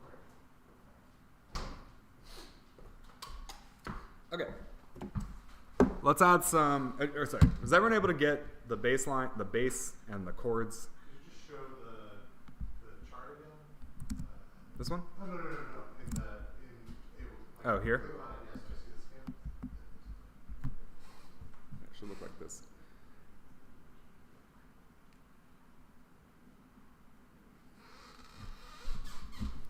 Like, why did you choose to do G0 instead of like G1? A G1 is going to sound too high pitched. Right? There's no weight to it. Whereas G0, You're just gonna know like all these different what is all the octaves and so I dropped this note chart here in the chat. So the G we're using here is at 49 hertz. So that's like it's nice and low. If we were to play even an octave lower, it would be too low frequency to be reproduced well on these speakers. over G0 is 20. Oh yeah, well, okay, so Ableton is like one off for some reason. I don't know why. But yeah, so this 49 hertz, and then our E flat goes down to 38.9, so that's solid. like here, if I drop it down an octave, you can hear how it's like kind of indecipherable. And you'll like, you play these notes enough times, you'll be able to hear like when you're in the right. So there's just no E flat, that's E flat reading zone. It just doesn't exist. Well, 38.9 is pretty good. No B flat. Oh, B flat. I mean, It's close. I think I have one song that goes down this far. I would consider that pretty safe in my experience.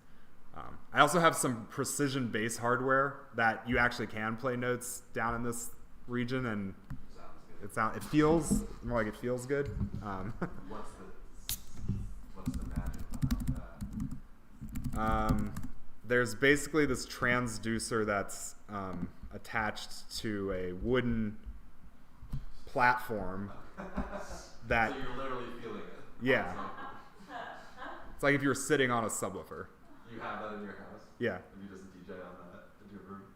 Or produce on it, or just put headphones on. But if you're producing with that, no one else can hear what you're hearing. Well, Or does it it simulate like sound like a really good it can be quiet, so it's like you don't need to have a large sub pumping out tons of volume. You get this really precise Okay.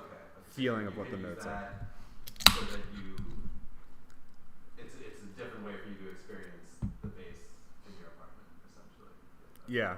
And they run events where they have like a bunch of these bass beds set out, and they put headphones on people, and maybe they give them ketamine or not. I don't know.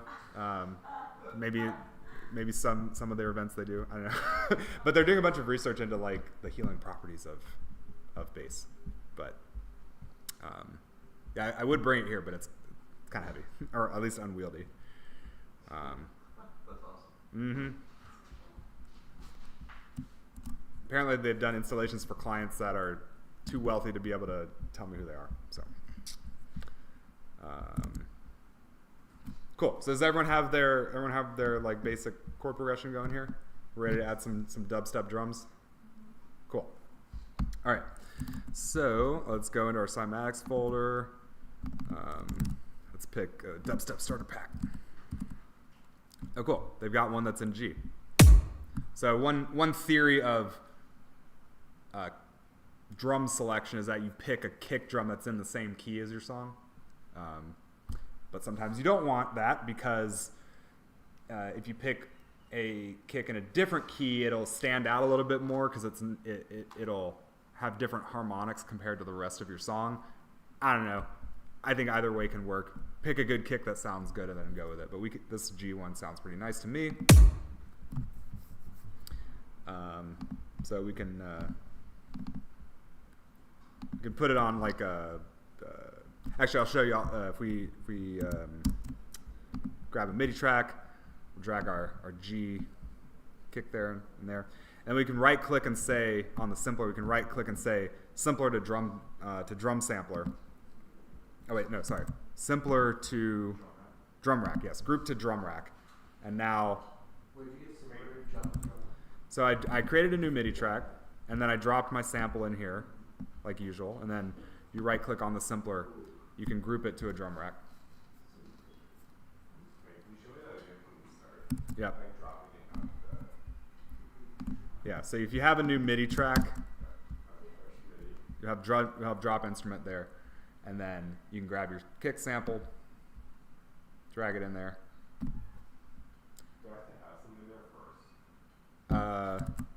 It should say drop instrument here.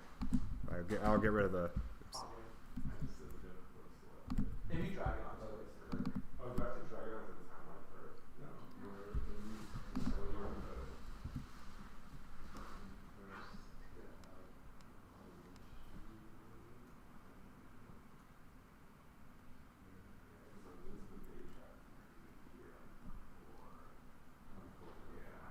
Yes, you drop instrument. And you might have been on the wrong track. So I put on that thing. I have to drop the MIDI. What are you supposed to do? Sorry. Yeah. You drop this in, you get a simpler by default, right? Oops.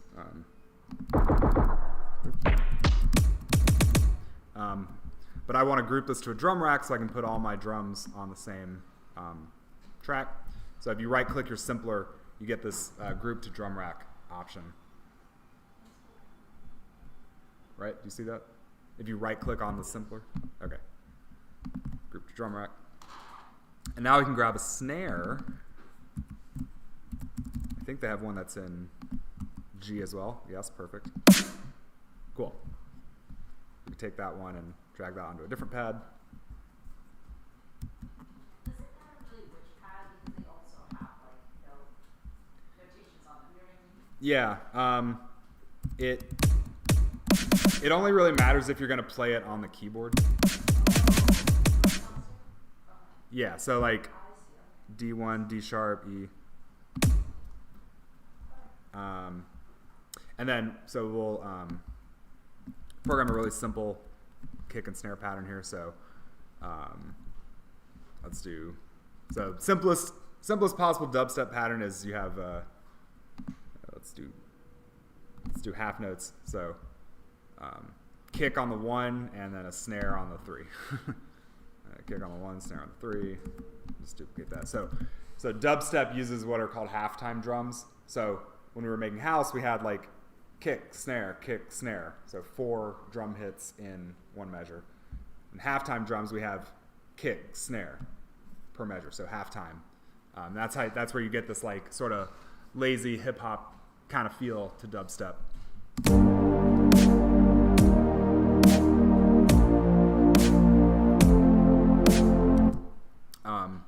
That can be very effective. Sometimes that's literally all you need. I would like to mix this up a little bit.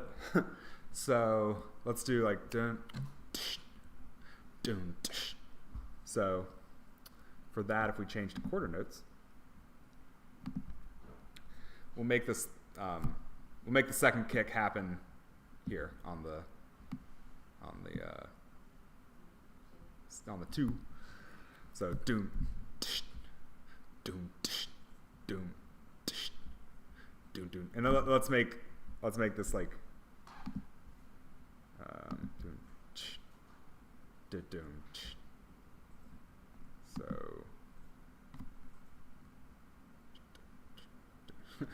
we'll switch to 8th notes for this last one, and then so we'll make that a quarter, and then we'll add 1 extra 8th note there.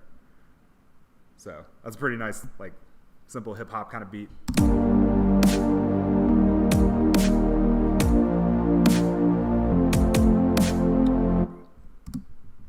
Right.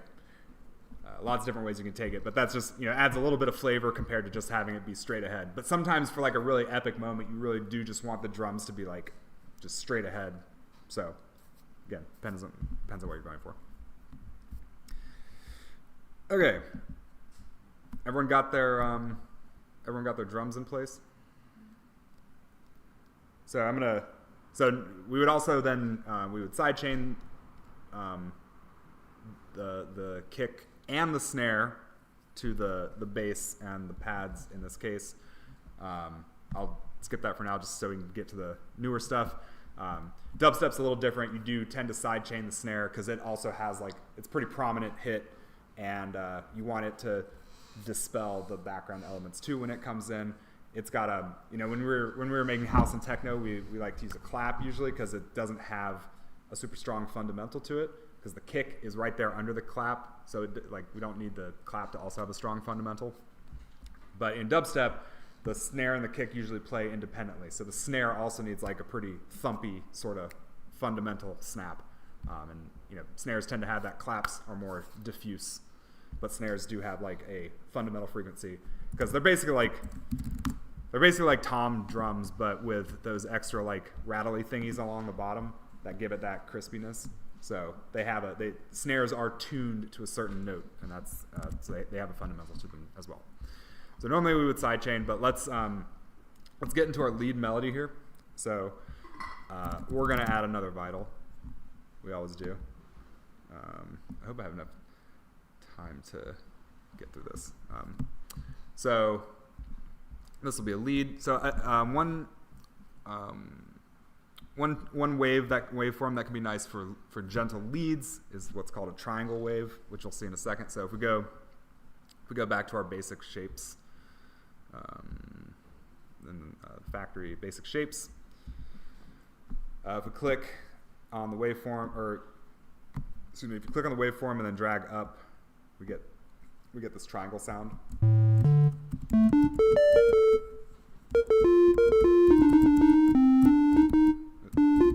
You know, it has this sort of like gentle flute-like quality to it.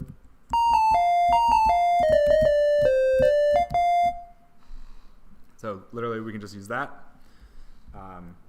We can give it a little bit more sauce in two ways. So, you know, when you're singing, you usually can only sing one note at a time unless you've studied tube and throat singing or something. So you can click on this voices and turn it all the way down to 1. Now you can only play one note at a time, no matter how much you mash on the keys. You can also turn this glide parameter up, and this gives it a little bit of portamento, a little bit of slide in between notes. And if you think about the human voice, like, it can't instantaneously change pitch. It takes a second, even for the well-trained voice, to like move between two notes. So this tends to sound a little bit more natural. And you can really juice it up, you know. Get that kind of G-funk kind of sound. Keep it a more moderate value.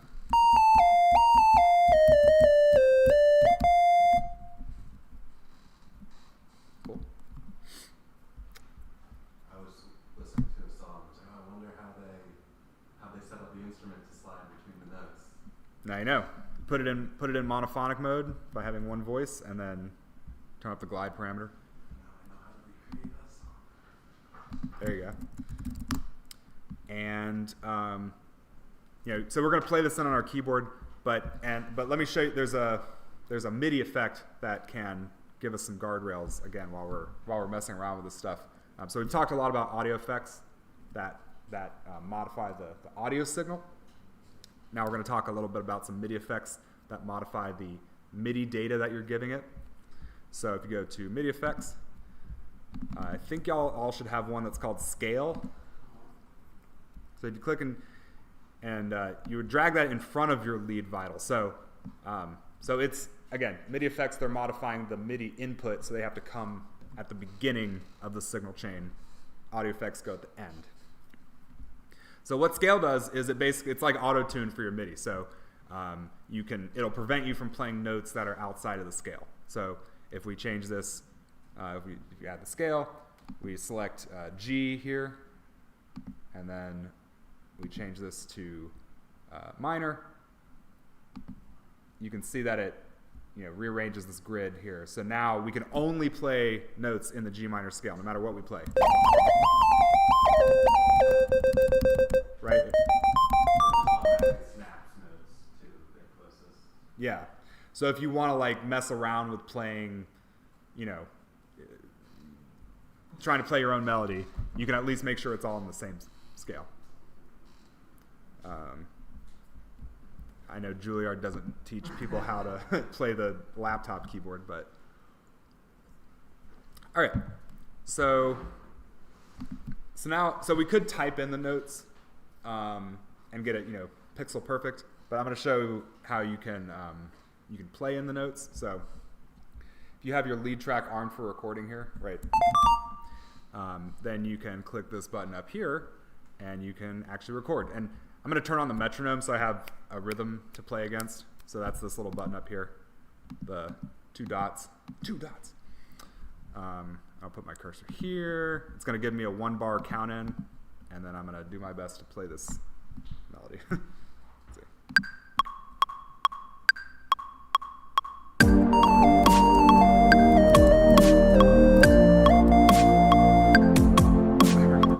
That was pretty bad. All right, so I got these notes. Let me make my anything go here. So obviously we can't do that yet. I mean, I have some keyboards at home, so I don't usually play on the laptop keyboard. But okay, anyway, so we played that in. It sounds like this. Or, let me turn off the metronome.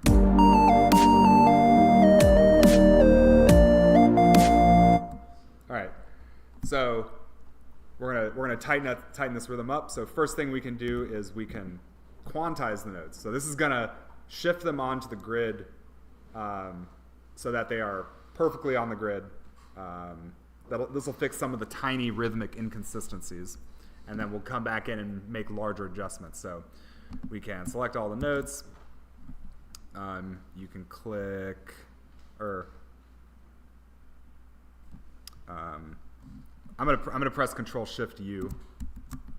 I think probably Command Shift U on Mac, and then brings up the quantize menu. You can quantize the start time. That's the most important part when the note starts. You can also quantize the end time, so that's how long the note goes. So I want things to be like really precisely on the grid, so I'm going to do both. Boom. By the way, I have the grid set to 1/16. You can have it quantized to other subdivisions beside the grid, but so having done that, and then I click. I don't even think you need to click the transform button because it's got this auto thing. But if you do that, now I get this. All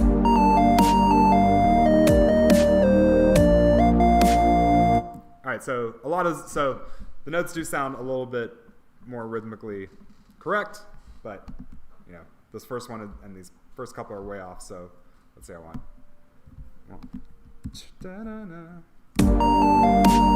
Okay, so that's good, and then this next one needs to slide over. I think this. Oh, okay, so this one also needs to slide over. I think this one needs to slide over. So we get this. All right, this one came in a little early, and then I want this one to go all the way. So.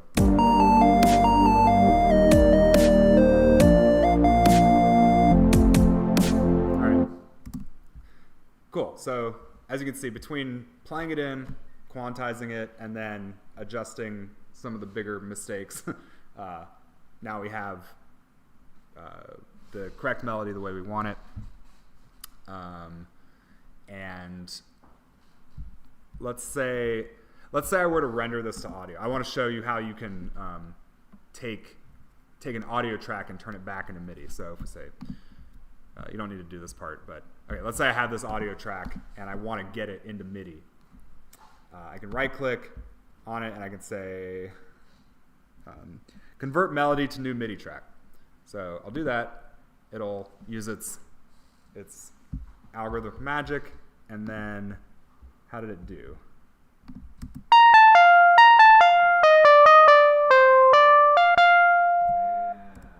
So pretty good.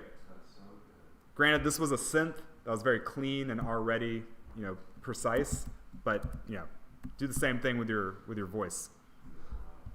And now you don't even need to play on the laptop keyboard. Then you just set it to whatever patch you want. Mm-hmm. I could just sing in a melody and it would convert it to. Yep, you can sing in a melody. Scale it up. Yeah, change the notes, pick a different patch if you want it to sound differently. I believe you can even, if you warped your vocal clip, you could quantize the transients there, so you could even preserve your voice, but have it be rhythmically precise. What's a transient? The transient is the first 10, 20 milliseconds of a sound where the sound's kind of coming online, or where there's like an initial burst of energy, like when you're like with the kick drum, or like when you're plucking a bass note. The transient is like the pluck sound before the bass note settles into its steady state. It's like the initial energy impulse in a sound. Some sounds like if you bowed a violin very slowly, it would not have much of a transient because it like swells. But if you were like, sharply, if you're playing marcato or staccato, pizzicato or something, then it would, you'd have a much pluckier transient.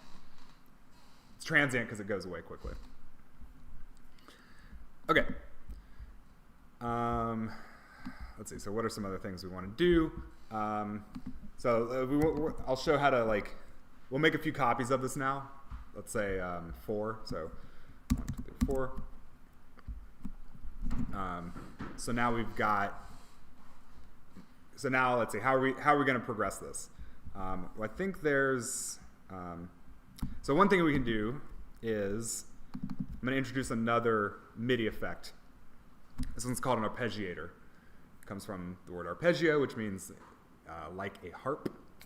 And what it does is it takes you like hold a series of MIDI notes like a chord, and then it turns those long held notes into a bunch of individual notes in various patterns, single notes at a time. So instead of it being like ja, it'll be like da da da da da da da da da da da da da da da da. So what we're gonna do is in the second half of our drop, we're gonna introduce an arpeggiated figure to like increase the energy and give us more hype. And we're gonna do that. We already have this pad sound, right? So we can just use that chord to now add an arpeggiated layer on top. So go into your pad track. And first thing we're gonna do is we're gonna select our vital instance and we're gonna group it. So Control G. So now we've got this instrument rack because we basically want those same MIDI chords to trigger multiple synths, right? So first thing we got to do is we got to group our vital here into a new group. You're on the pad track right now? Pad, and then select your vital and group it into an instrument rack.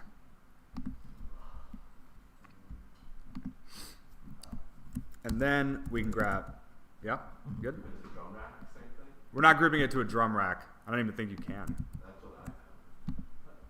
Whoa, what? What the fuck does that do? That's weird. I don't know why you would do that, but no, we want to, we just want to regular group it. Why is that even an option? Okay. Yeah, but it should say instrument rack if you did it right. Okay. And then grab a new vital, drop that in. And then, we could use a saw wave. Where do you drop it? Oh. So in the instrument, okay, there's this little, you can expand the instrument rack with this little button right here. You have two vitals running on one pad. Exactly. So because we're going to use the same MIDI notes to activate two different synths. So take our vital, we'll drag it in there. Oh, sorry, if anyone's on the live stream. Okay, ads are paused. That person dropped off. Okay. Where was I? Yes. Okay. So for this, we want kind of like a really short, plucky kind of sound. So, if you remember from last time, envelope 1 is the volume of the sound by default. So we're just going to take the upper right corner and drag it way down here. And we get, nice little plucky sort of sound. And, we'll just leave it like that.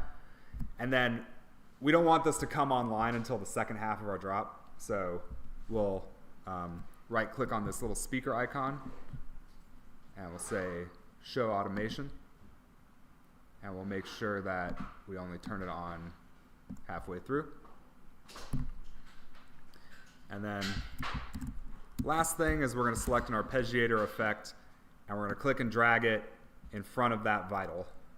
So the chord MIDI notes are going to flow into the arpeggiator on this synth in the instrument rack, but not the other one. So then we'll get a sound like this.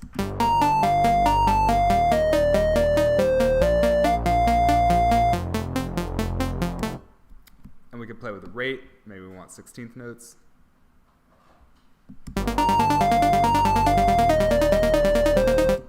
Maybe we want a different kind of pattern. I think up and down is nice. Oh, sorry. Okay. So we have our two vitals on the instrument rack, right? Okay. So we bring in this other MIDI effect. It's called an arpeggiator. If you look in the MIDI effects, it's called arpeggiator. And you're going to click and drag it so it's in front of that second vital that we added, right?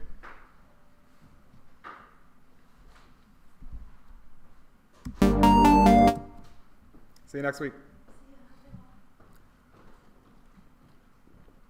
This will probably be the last thing we get to. We didn't quite get to making the dubstep wobbles, but I'll link the video from last time where we did. So if you got your arpeggiator set up, you can mess around with some of the different parameters like the rate. Oops. Sorry. Let's make it 16th notes for maximum hype. And actually, that's a little low pitched for me. I'd like to put it in a different octave. So there's also a MIDI effect called pitch. So we can take that pitch effect and we can put it in front of the arpeggiator. And then we can put it up an octave.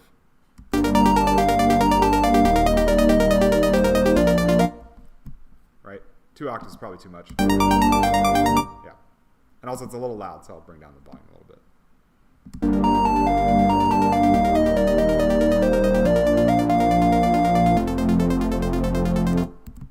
Where'd my drums go? Oh, I forgot to copy them. Okay.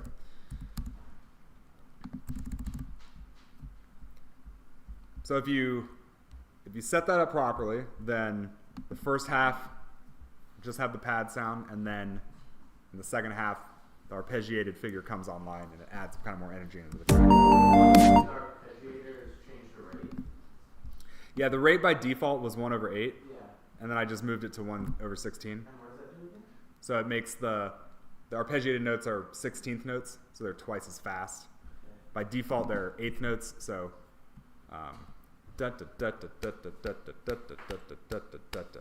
16th notes are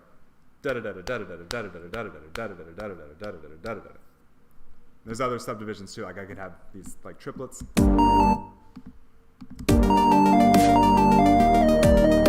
Which sounds kind of badass, not gonna lie. Or you can make really super fast ones.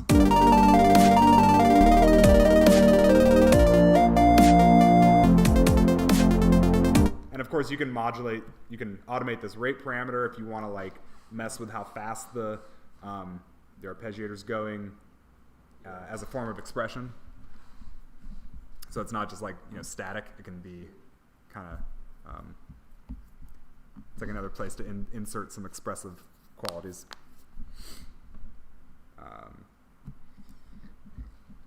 So yeah, that would go.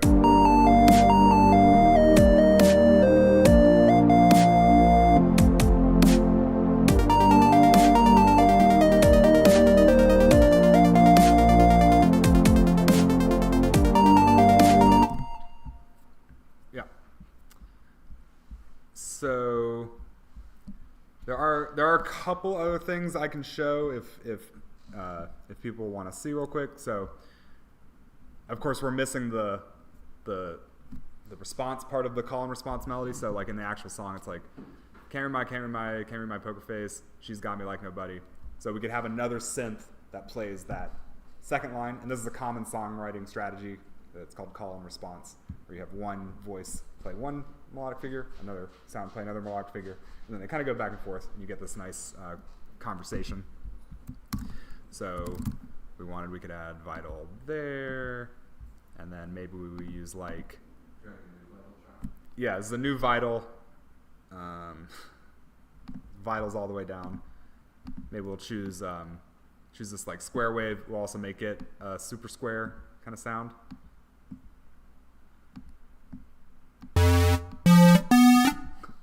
Pretty intense, but we'll turn down the volume. Let's see. I think it goes. Da, da, da, da, da, da, da. Da, da. So. Da, da, da. Nope. Let's see.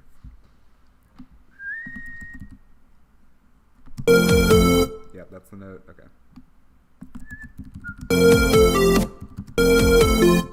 Okay. Dun, dun, dun. And then maybe put it down an octave. So. Speaking of triangle waves or square waves, there's an ice cream truck depot like right around the corner here. There's like dozens of them. All right, so now having added that.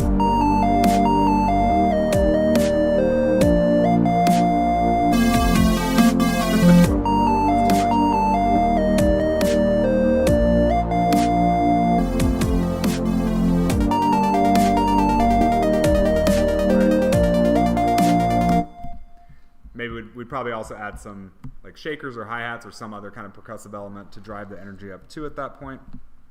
But maybe the thing that makes dubstep is the wobble, right? So it would be nice if we could make the bass go whoa, whoa, whoa, whoa, right?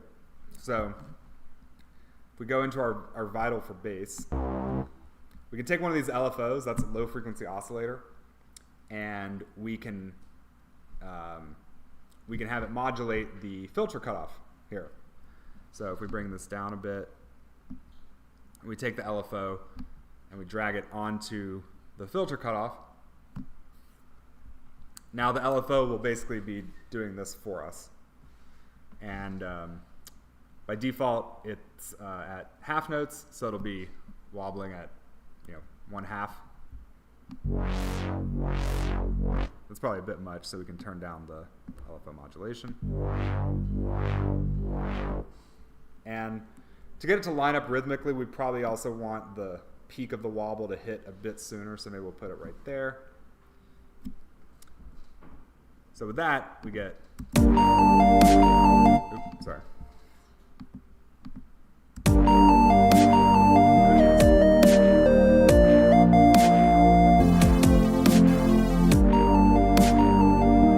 Sorry, that's kind of quiet. Let me turn it up a bit.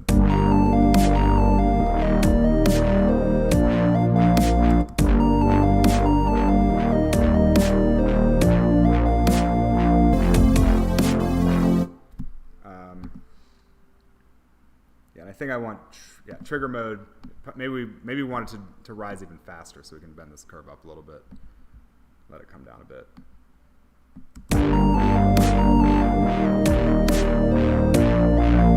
Probably still a little bit too intense there, so.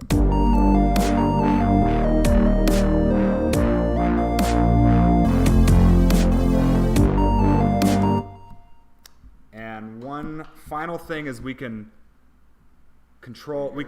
What's up? We're just doing this on our bass, our Reese bass. Yeah. So we took an LFO. You're not on your Reese bass. I am. Oh, you don't. Okay, you don't have the oscillator too on that. Oh yeah, I must have. Well, I think when I remade it, I just forgot to. There we go.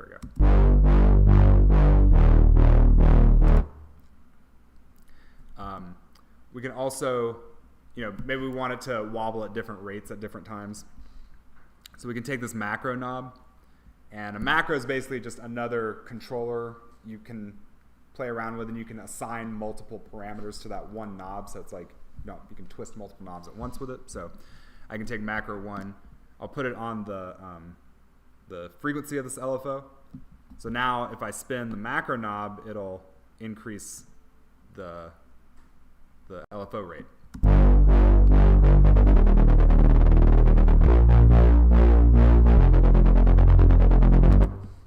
And then that is a parameter I can automate here in Ableton. So let's see if I click on the if I click the configure button, then I can spin the macro knob and it adds it here. Oh yeah, so on Vital I clicked this little triangle to expand it. And then when I clicked configure, this puts Ableton in a MIDI learn mode. So it learns that, there's this knob that I can twist, and if I start twisting macro 2, that one will show up here. Do you see that? Or I twist macro 3, that'll show up.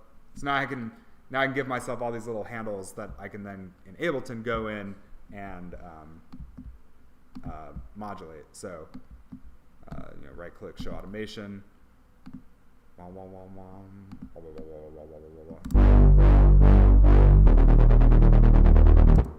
then bring it back down maybe.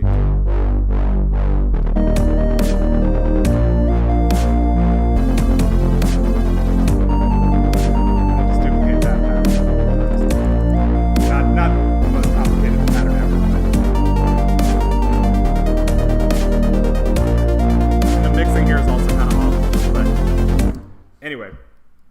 I know we're like 10 minutes over, but basically you can get that wobbly sort of sound with an LFO, and then you can automate it by using this macro button, or this macro knob, and then you can control how much wobble you get. So that's all I wanted to cover for today. Your homework is to pick a song that has a really memorable melody, like a song that you like, and try to make a cover of it. You can look up the chord progression online. You can try playing around with different chords yourself to see which ones sound the best, and then use some of the techniques we talked about for you can either play in the melody or sing it in, then quantize it, and yeah, so produce a little EDM cover of a song you really like, and love to hear what you cook up. I'll stick around if people have any like specific questions. So. I have an unrelated question. Sure. Did you ever have you been to the Shed? The Shed. In the city, the art space. So there Sounds was familiar. Something you said earlier reminded me of this exhibit I went to there.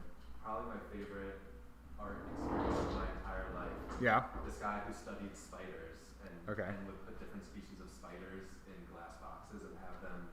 They all make different types of webs, and they would like different species living together. They like draw their own boundary. It was like studying how spiders live. It was amazing. But they built. If you search the Shed spider. All right.